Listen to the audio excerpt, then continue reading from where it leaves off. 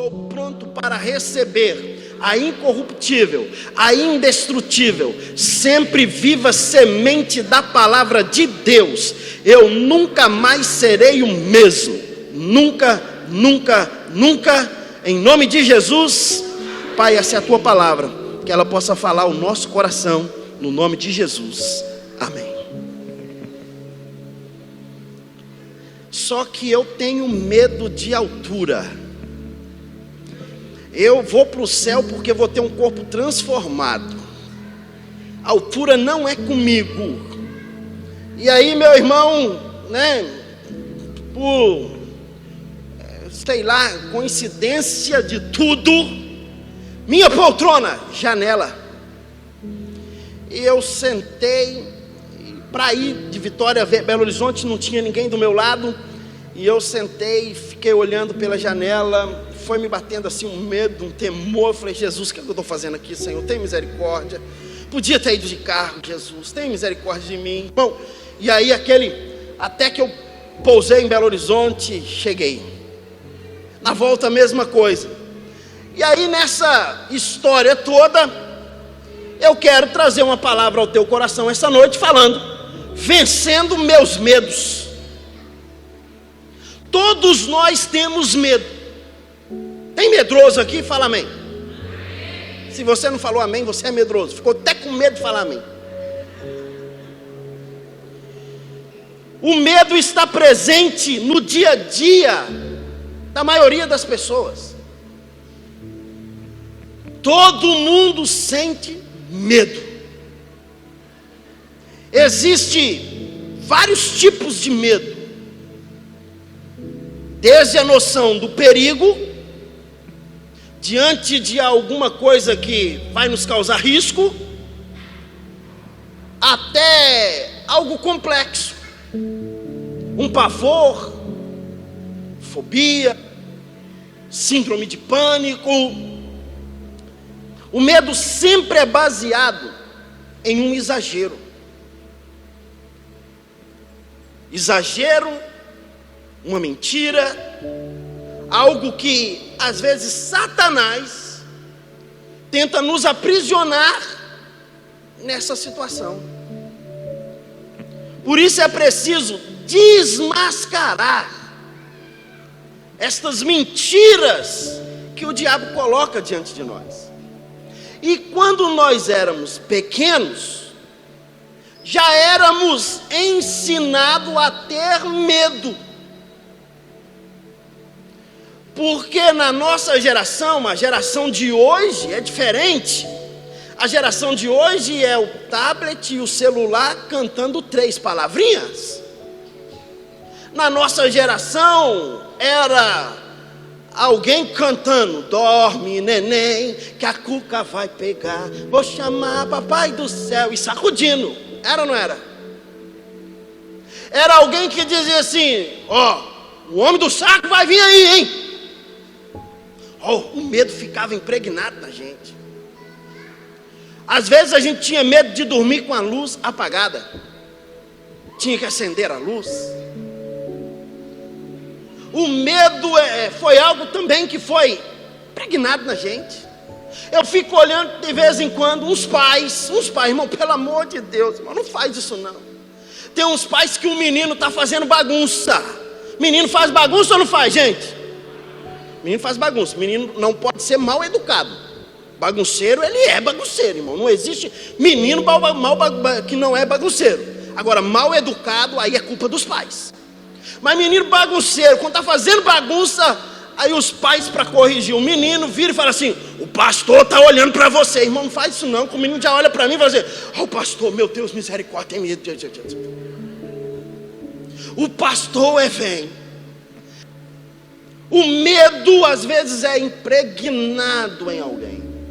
Satanás sabe muito bem disso, que nós temos essa tendência de ser levado para o lado do medo. Ele então coloca algumas coisas para tentar atrapalhar a nossa vida. Jesus nos liberta de todo medo. Alguns tipos de medo são medo simples, medo de barata. E não é só mulher que tem não, viu, irmão? Aqui na igreja tem um rapaz que, se a barata estiver seca aqui na frente, ele nem aqui na frente vê, ela pode estar morta. Macho. Medo de barata. E tem uns que vai dizer assim: pastor, não tenho medo, eu tenho pavor. Tem assim, sabe, um nojo. Ai, que ruim. Vai traduzindo: medroso. Tem gente que tem medo da chuva. E quando eu era menino, começava a relampear e trovejar, a minha mãe dizia assim: menino, para de fazer tudo porque está chovendo. Podia fazer nada, irmão, tinha que ficar quieto. Não, porque a chuva é perigosa, traz medo. Trovão, menino, fica quieto, o trovão. E ainda dizia pra gente assim: Deus está falando. Aí hoje eu fico perguntando: Deus estava falando aonde? Trovão, pastor, mas quem disse? Não, a Bíblia diz. Não, a Bíblia não diz que quando troveja é Deus falando, não. Trovejou, irmão, é a massa de ar quente com a massa de ar frio que se bateu e explodiu. Quando Deus disse assim: a sua voz é como voz de trovão, é porque vai fazer barulho. Mas trovão não tem nada a ver com Deus falando, não. É efeito da natureza. Aí a gente aprendia e todo mundo falava: ai, Senhor, tem misericórdia. Confessava até pecado na hora dos trovões. Medo do escuro. Existe o medo contextual, chamado medo do assalto. Tem gente que não pode ver ninguém se aproximando que pensa que vai assaltar ele. É verdade, não é? Cuidado, cuidado, cuidado, cuidado, cuidado. Acidentes, medo de acidente, medo de alguma doença que pode surgir. É medo que acontece naturalmente na nossa vida. Existe algo chamado de medo sentimental. Quem aqui nunca passou uma decepção amorosa? Não fala, fica quietinho, irmão, para ninguém descobrir. E aí tem medo de se envolver e de se relacionar novamente. Não apenas numa decepção amorosa, mas num relacionamento entre irmãos. O que a gente mais está cercado, irmão, é de pessoas que nos traem. O que nós estamos mais cercados é de pessoas que dá tapinha nas nossas costas e está falando mal da gente. O que mais a gente está cercado é de gente falsa. Nós nunca vivemos uma geração de gente tão falsa, irmão. Século 21 era para ser melhor. Gente falso, gente que olha nos seus olhos e chora, e você pensa assim: é verdade, mas quando você vai ver é mentira pura. Nós estamos vivendo uma geração que está vivendo as lembranças do passado, e aí não quer se envolver mais em nada, porque o passado tem sido um peso sobre ele. O passado tem trago fardo. Aprende algo: o passado pode ter duas finalidades na tua vida. A primeira finalidade que o passado pode ter, e ele pode aprisionar você, e ele se torna uma prisão. Tem gente que está paralisado, aprisionado por causa do passado, medo. E aí não se envolve em mais nada, não se envolve nas coisas da igreja, porque foi decepcionado, não se envolve em relacionamento, porque foi decepcionado, não se envolve em amizade, porque foi decepcionado, não se envolve no casamento, porque foi noivo e terminou o noivado, não se envolve. Ei, o passado está te aprisionando. Mas o passado tem um segundo poder, e o segundo poder do passado é de nos projetar para o futuro, de ser um professor para nós. Ei, irmão, aprende algo. Aquilo que ocorreu no passado é um exemplo para mim hoje, porque amanhã eu vou viver o melhor que Deus tem. Quando Thomas Edison estava projetando o protótipo da lâmpada, ele errou aproximadamente, diz os historiadores, que quase 2.000 vezes. E o seu ajudante chegou para ele e disse assim: deixa eu falar com você, você não cansa de errar não? Ele falou: e quem disse para você que eu estou errando? Eu não estou errando, eu estou apenas descobrindo que dessa forma que eu fiz, eu não posso fazer mais. Aprende algo, irmão. O passado é para nos ensinar que nós não podemos fazer mais daquele jeito que foi feito lá atrás. Ele precisa ser um professor para você. Ele precisa ser algo que vai te projetar para o futuro. Mas existe um medo chamado medo espiritual. Você quer ver um medo terrível? É se cair ou se manifestar um espírito imundo, Satanás, dentro da igreja. Ah, irmão, tem gente que sai até correndo, desesperado. E é perigoso alguém dizer: pastor, socorre. Ei, a Bíblia diz assim: eis que vos dou. Levante a tua mão assim e fala: está na minha mão essa autoridade. Eis que vos dou autoridade para pisar em escorpiões e serpentes, e se beber alguma coisa mortífera, não lhe farás dano algum. A palavra ainda diz: vocês expulsarão os demônios e curarão os enfermos. Irmão, você tem uma autoridade na sua mão, filho. E aí a gente está com medo do espiritual. Chega alguém doente, a gente diz: chama o médico, chama a intercessão. Não, irmão, ore. Coloque a mão sobre a cabeça dessa pessoa e declare, e diga: olha, no nome de Jesus eu declaro que você seja curado agora. Você tem essa autoridade nas suas mãos. A gente tem medo da morte. E a única coisa que a gente tem certeza que vamos viver é a morte. Você não sabe se chega em casa hoje ainda, mas a única certeza que temos: todos nós vamos morrer. Nós temos medo de fantasmas, mas fantasma não existe.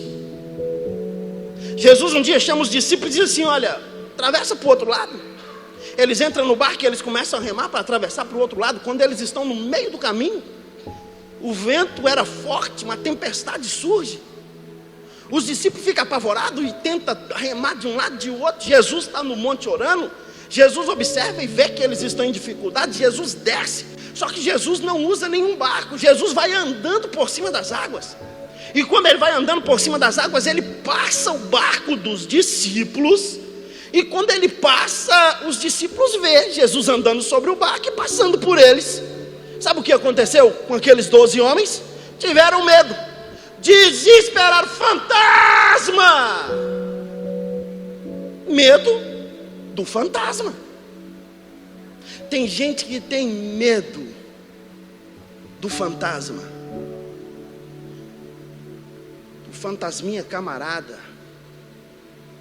Tem gente que está procurando os caçadores de fantasma para tirar da vida dele os fantasmas. Frustrações é um fantasma. Decepções é um fantasma. Crise é um fantasma. O medo é algo natural. Os discípulos estavam com medo, remando aquele barco, porque eles sabiam: esse mar vai afundar esse barco. Mas quando eles veem alguém andando por cima das águas, eles tiveram mais medo ainda. É natural ou não é, irmão? Claro que é, gente. Porque eles não conheciam, eles não conheceram que era Jesus. Quando ele passou, só viu um vulto. Quando eles gritaram fantasma, Jesus disse: não tema, sou eu. O Pedrão pulou na frente e disse: Senhor, se és tu, ele não tinha nem certeza. Se és tu, manda eu ir ter contigo agora. Jesus falou com ele: vem, Pedro. O medo tira a possibilidade de viver o sobrenatural. Pedro desceu do barco e anda. Quanto tempo ele andou? Não sei, a Bíblia não relatou. Quantos metros? Não sei. Mas por certo ele andou um tempo. E quando ele andou um tempo, ele olhou para o vento e falou: está ventando forte, eu vou afundar. Começou a afundar. E aí ele grita por Jesus: socorre-me, Senhor. Jesus vem, toma ele pela mão, levanta e diz: homem de pequena fé, por que você está duvidando, Pedro? Mas aí vem a pergunta que nós voltamos para dentro da palavra para superar o medo. A Bíblia diz que o verdadeiro amor lança fora todo medo. Como eu vou vencer esse medo? Em primeiro lugar, confiando na palavra de Deus. Isaías capítulo 41, versículo 10. Abra sua Bíblia. Ou se o pessoal botar lá no telão, fica mais fácil ainda. Isaías 41, 10. Diz assim, olha: por isso não tema, pois estou com você. Não tenha medo, pois eu sou o seu Deus. Eu fortalecerei e o ajudarei.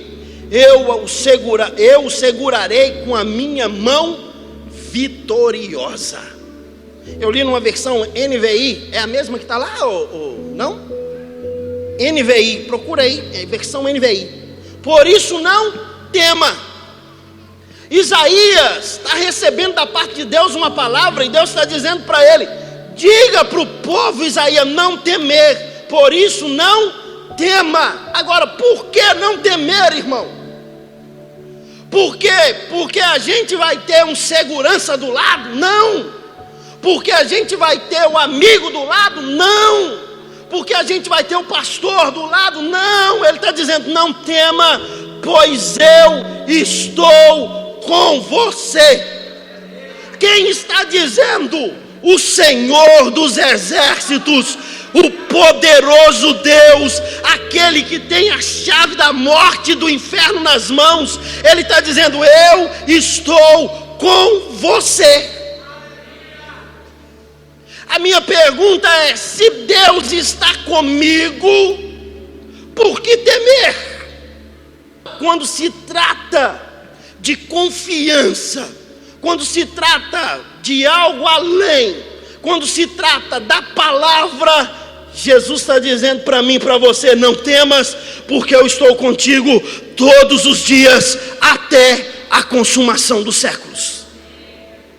Por que não temer? Porque a presença de Deus na minha vida é real.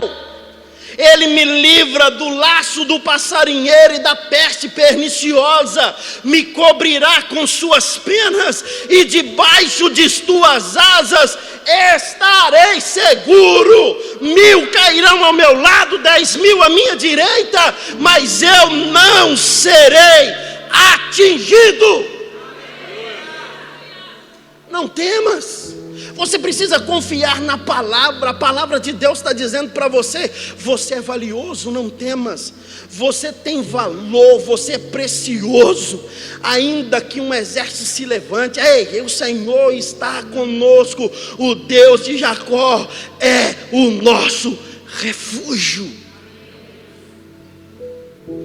A Bíblia traz 365 vezes essa palavra: não temas, para mim e para você. Se é 365 vezes, Deus está dizendo todos os dias um não temas para mim, um não temas para você. Quando nós levantamos pela manhã, a misericórdia dele se renova na nossa vida, amém, irmão? Tem gente que usa, aprenda algo, tem gente que usa uma expressão e diz: a palavra de Deus se renova. Não, ele é o mesmo ontem, hoje e é eternamente. Aquilo que ele disse está dito e não muda. A palavra de Deus não se renova. A palavra de Deus é a mesma. Passará o céu, passará a terra, mas as minhas palavras não hão de passar. O que se renova na nossa vida não é a palavra de Deus. O que se renova na nossa vida é a misericórdia de Deus. Ele se levanta, nós levantamos e ele se levanta e ele diz: a minha misericórdia se renova na tua vida hoje. Se prepare, porque gigantes se levantarão. Se prepare, porque falsos amigos surgirão no seu dia. Se prepare, porque acusadores vão surgir. Se prepare, porque caloteiros vão chegar. Se prepare, porque ele vai dizendo algumas coisas que vai acontecer conosco no dia a dia, mas no final de tudo ele diz assim: mas não temas, porque eu sou com você. Se Deus é comigo, irmão, eu não vou temer absolutamente nada do que pode surgir. Toda vez que Deus se comunicava com os seus servos, ele já chegava e já se apresentava dizendo: não temas, sou eu, não temais. Todas as vezes: não temas, sou eu, o Senhor dos Exércitos. Grandes homens de Deus, como Josué, basearam a sua vida em não temer. O medo surgiu na vida de Josué. Quando Moisés morre, Josué está para conduzir o povo. Deus chega para ele e diz assim: Josué, não temas, eu farei você levar esse povo até a terra prometida. E Deus vai dizer no capítulo 1, versículo 9: não te mandei eu? Ser forte, seja corajoso, não temas.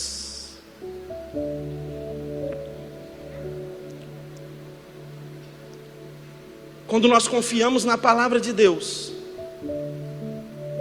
pode surgir medo, mas nós não daremos atenção para o medo. Nós daremos atenção para a palavra. Qual é maior, as circunstâncias ou a palavra de Deus na minha vida? Qual é maior, o que está acontecendo ou a palavra de Deus liberada a você? A palavra de Deus liberada a você, ninguém entra na frente dela para detê-la. Se Deus falou a seu respeito, pode ter certeza, irá acontecer, porque a sua palavra não volta vazia. Deus está dizendo: eu segurarei com a minha mão direita vitoriosa. Olha o texto, Isaías 41 diz: eu fortalecerei e o ajudarei, segurarei com a minha mão direita vitoriosa.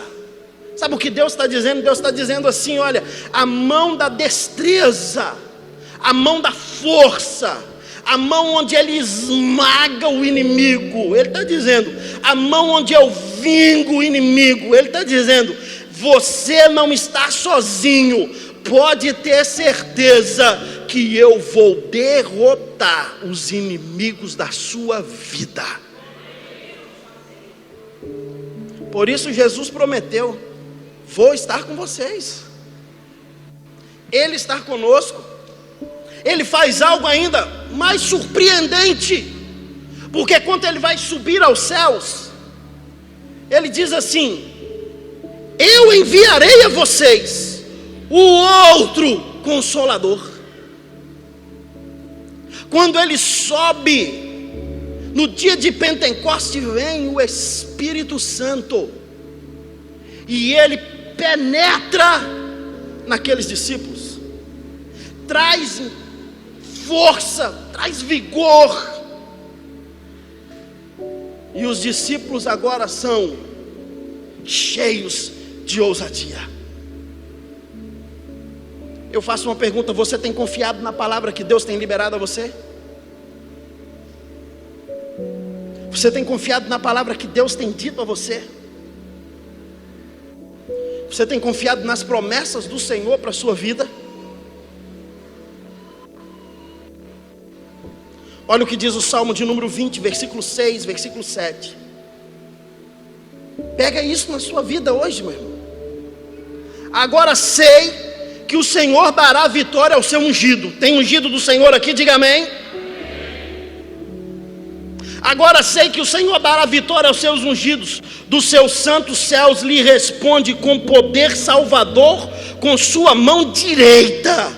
Alguns confiam em carros, outros em cavalos, mas nós, da Igreja Batista da Lagoinha de Vila Velha, confiamos no nome do Senhor, o nosso Deus.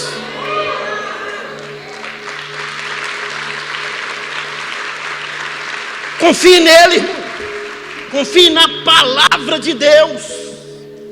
Se Deus está dizendo, irmão, ei gente, Deus falou, está falado.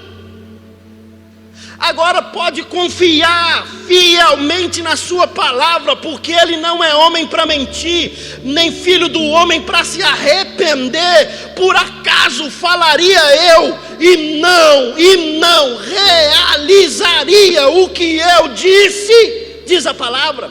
Sabe o que Deus está dizendo?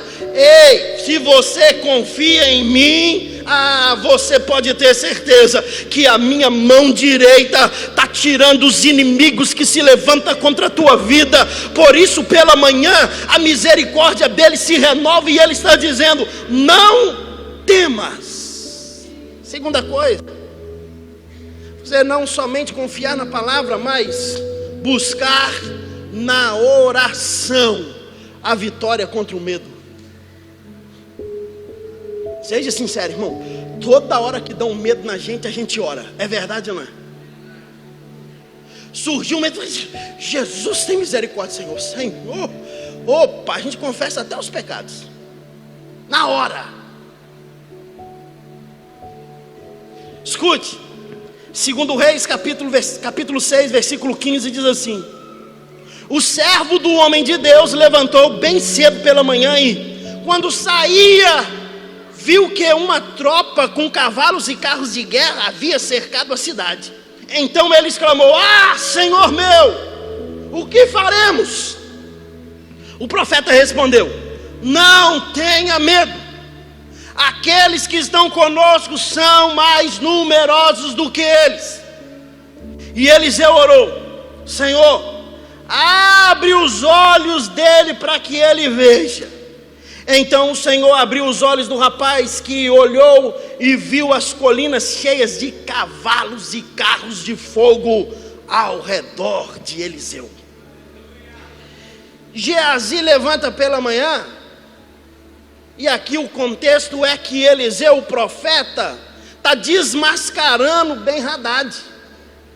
E Ben-Hadad manda cercar a cidade e prender Eliseu. Ben-Hadad diz: olha, tem alguém aqui que está sabotando as nossas reuniões de guerras, e a gente não consegue entrar em Israel, a gente não consegue destruir esse povo. Aí alguém levantou e disse: Senhor, não tem ninguém sabotando, é que lá tem um profeta chamado Eliseu. Ele então vai lá e prende esse Eliseu. Mandou carros e cavalos, cavaleiros, cercou onde Eliseu estava. Geazi levanta de manhã, vai lá e vai pegar. Ele viu isso, e quando ele vê o exército do inimigo, ele fica apavorado e ele grita: Senhor, o que vamos fazer? Eliseu disse para ele: não tenha medo. Olha para o teu vizinho aí, diga para ele: não tenha medo. Dá para você falar para o da frente, para o de trás, para o da esquerda, para o da direita? Libera essa palavra para ele aí hoje, tem? Vai, libera. Não tenha medo. Sabe qual que é o nosso problema? É que a gente só vê as circunstâncias. Quando eu era jovem, ainda sou, mas era mais jovem ainda, tinha uma canção que nós cantávamos nas nossas igrejas. E ela cantava assim: não olhe as circunstâncias, não, não, não. Olhe o seu amor, seu grande amor. Não me guio por vista, alegre estou. Não olhe as circunstâncias, não olhe as circunstâncias.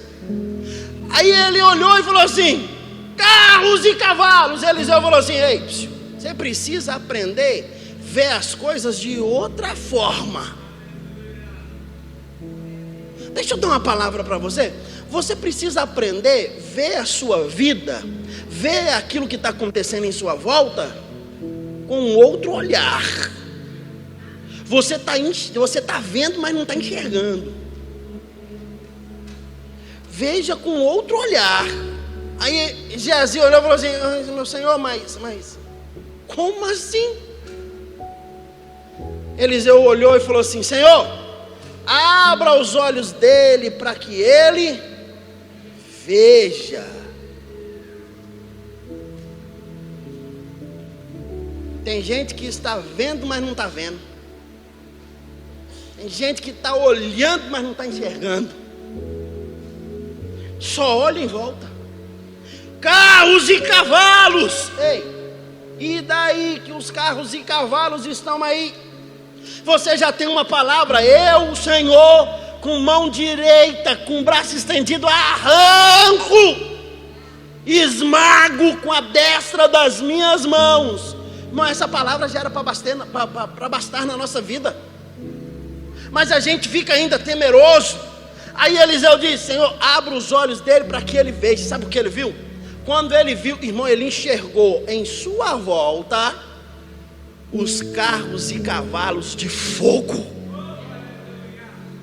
Deixa eu dizer algo para você. O salmista diz assim: o anjo do Senhor acampa ao redor dos que o temem e o livra de todo mal. Só pergunto: tem alguém que confia em Deus aqui, irmão? Ei, filho, tem alguém que confia em Deus aqui? Tem alguém que confia aqui? O anjo acampa ao redor, está do lado. Pastor, mas é difícil. Não é difícil, abre os teus olhos. O profeta Eliseu orou, irmão, você precisa orar.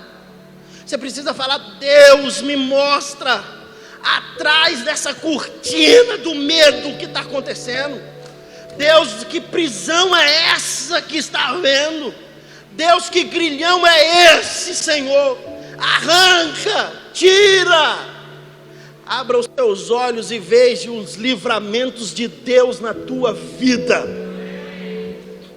Em terceiro lugar, como é que eu vou vencer o medo? Em primeiro, pela palavra. Fala comigo: pela palavra. Em segundo, na oração. Em terceiro, sendo equilibrado. Eu preciso ser equilibrado. Você precisa ser equilibrado. Não pode haver desequilíbrio. Hoje é fogo puro, amanhã é iceberg. Hoje é do reteté de Jesus, amanhã sabe-se lá de quem que é. Hoje sou de Deus, amanhã sou da menina mais linda de Vila Velha. Hoje sou de Deus, amanhã sou do cara mais bombadão da academia. Como é que é? Como é que funciona? Seja equilibrado. Tem equilíbrio. Olha o que Paulo escreveu a Timóteo, 2 Timóteo capítulo 1, versículo 7. 2 Timóteo 1, 7 diz: pois Deus não nos deu. Fala comigo: Deus não me deu. Se Deus não te deu, por que você está carregando? Tem coisa que nós estamos carregando, e quando nós chegarmos no céu, nós vamos dizer para Deus: Deus, foi fardo difícil, hein? Aí Ele vai olhar e dizer: mas eu te dei isso para carregar. Eu mandei você carregar isso? Senhor, mas eu pensei. Ele vai dizer: desculpa, irmão. Ele vai dizer para mim e para você: o problema é seu, carregou peso à toa. Já viu que a gente carrega coisa que não precisa? Quando eu morava em Belo Horizonte, todas as férias, o mineiro gosta de ir para a praia, irmão. Aí de vez em quando eu vejo aqui, o pessoal olha e fala assim: ah lá, tá fazendo frio, e o mineiro lá, é mineiro, tá lá na praia. Você já falou isso, não já? Pecador. Sabe por quê? Porque em Belo Horizonte, Minas Gerais, faz frio. Aqui não faz frio não. Aqui sopra vento. E aí o mineiro vem, lá tá frio, mas aqui para ele tá quente, irmão. E ele quer ir na praia. Aí todas as férias, praia. O que você precisa para ir para a praia, irmão? Um chinelo, uma toalha, o homem uma sunga, um calção, a mulher uma roupa para, né, para poder ir, um maiô, um biquíni, sei lá. Interessante que a gente leva 3 malas de viagem para ir para a praia. Mas você vai aonde para a praia? Leva blusa de frio. A gente leva sapato social. A gente leva terno. Eu já fui para a praia e levei terno, irmão. Você acredita num trem desse? E se eu precisar ir em algum lugar? Mano, eu estou de férias, indo para a praia. Preste atenção. A gente precisa ser equilibrado. Carregamos fardos que não precisa carregar. Aí Deus está dizendo: pois Deus não nos deu espírito de covardia, mas de poder, de amor e de equilíbrio. Você tem equilíbrio. É você que equilibra as coisas em sua volta. É você que tem que dar equilíbrio na sua empresa. É você que tem que dar equilíbrio para os seus liderados. É você que tem que dar equilíbrio na sua casa. Se tem algo que precisamos buscar nessa geração, é equilíbrio. Não podemos ser medrosos. Você tem equilíbrio? Ou você está desajustado emocionalmente? Como é que está a nossa... Nós vamos vencer os nossos medos, pois Deus não nos deu um espírito de covardia, mas de ousadia, para a gente ser vencedor. De que adianta todos os domingos a gente ir à igreja, ouvir uma palavra como essa, sai daqui dizendo agora vai, mas quando chega lá fora não foi.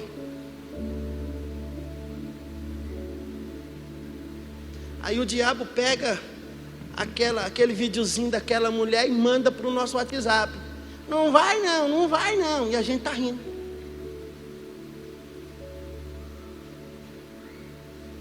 Seja equilibrado. Não seremos abalados. Bota o equilíbrio na sua vida, na sua família. O louvor, por favor. Lembra de Davi? Davi chega no arraial dos filisteus, está o exército escondendo de um Golias. Ele chegou e disse assim: ei, equilibra aí, gente. Quem é esse incircunciso para afrontar o exército do Deus vivo? Olha o que diz os Salmos. Eu quero ler alguns Salmos com você, preste atenção. Salmo de número 112, versículo 7. Diz assim: não temerá más notícias. Para quem ele está dizendo? Para a Igreja Batista da Lagoinha de Vila Velha. Eu vou repetir: a Igreja Batista da Lagoinha de Vila Velha não temerá mais más notícias. O seu coração está firme, confiante no Senhor. Olha o Salmo 46, versículo 2: Por isso, não temeremos. Olha para o teu vizinho de novo, diga para ele: não fica com medo, irmão.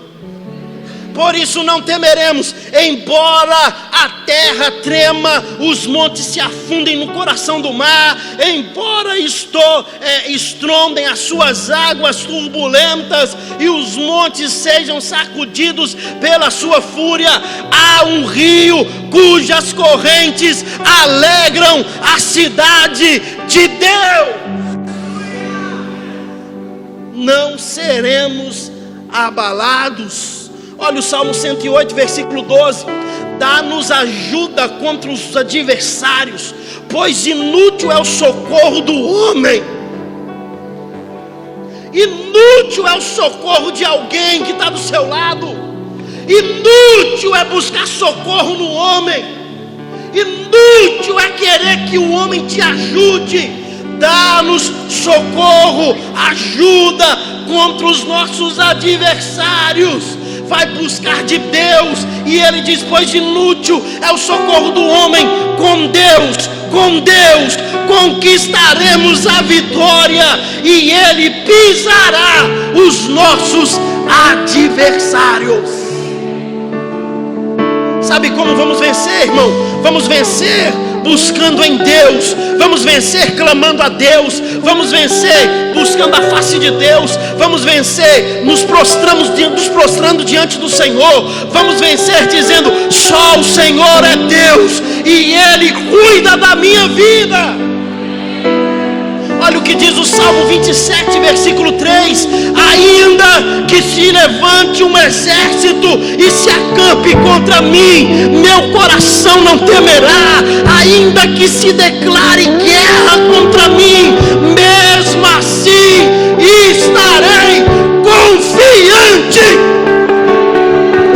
Deixa eu perguntar: tem alguém confiante em Deus aqui essa noite, meu irmão?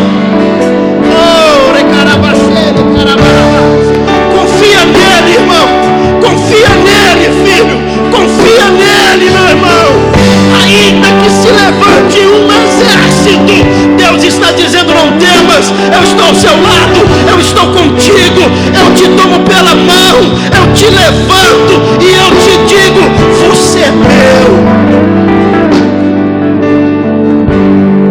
Faça um propósito com Deus. Diga para Deus: Deus, eu vou usar o escudo da fé. Quer mais?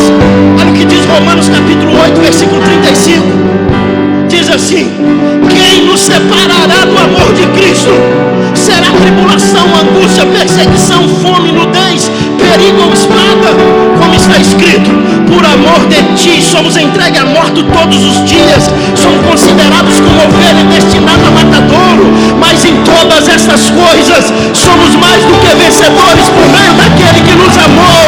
Pois estou convencido de que nem a morte, nem a vida, nem os anjos, nem os demônios, nem o presente, nem o futuro, nem quaisquer coisas poderosas, nem altura, nem profundidade, nem qualquer outra coisa da criação será capaz de nos separar do amor de Deus que está em Cristo Jesus. Confia nele, irmão. Confia nele, filho. Confia nele, meu irmão. Pega os seus medos, lança para ele. Ele está dizendo para mim e para você essa noite: troque comigo o teu fardo. Troque comigo o teu fardo. Está andando com medo por quê? E em último lugar, em primeiro lugar, para vencer o medo, eu preciso confiar na palavra. Em segundo, eu preciso orar. Em terceiro lugar, eu preciso ser equilibrado. Eu preciso crer que Deus está trabalhando por mim. Ei, irmão, Isaías diz: nunca vi um Deus que trabalha por aqueles que nele espera. Mas em quarto e último lugar, como é que eu venço o medo, pastor? Você não vai vencer o medo sozinho. Você não vai vencer o medo na sua força. Por isso Jesus diz: eis que eu vos envio Consolador. que diz João capítulo 19.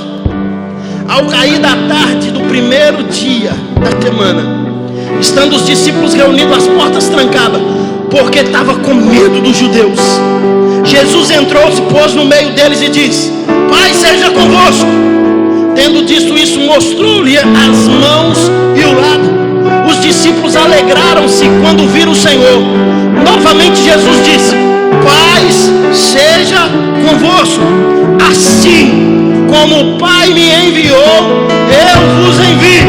E com isso soprou sobre eles e disse: Recebam o Espírito Santo.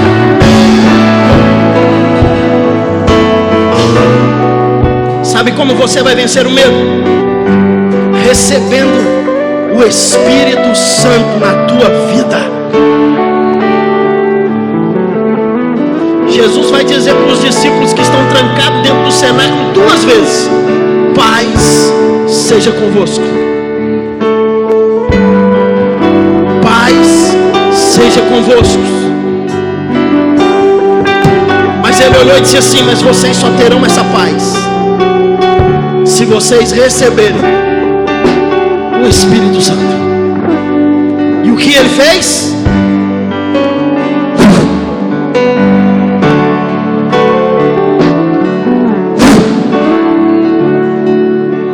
Soprou sobre eles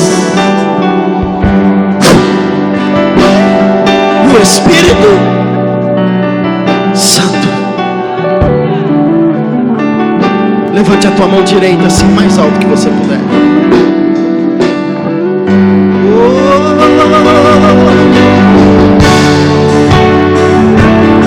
Receba o sopro do Espírito Santo na tua vida essa noite. Tudo que era medo vai embora agora, porque o Espírito Santo toma conta por completo da tua vida. Tudo que era frustração vai embora agora, porque o Espírito Santo toma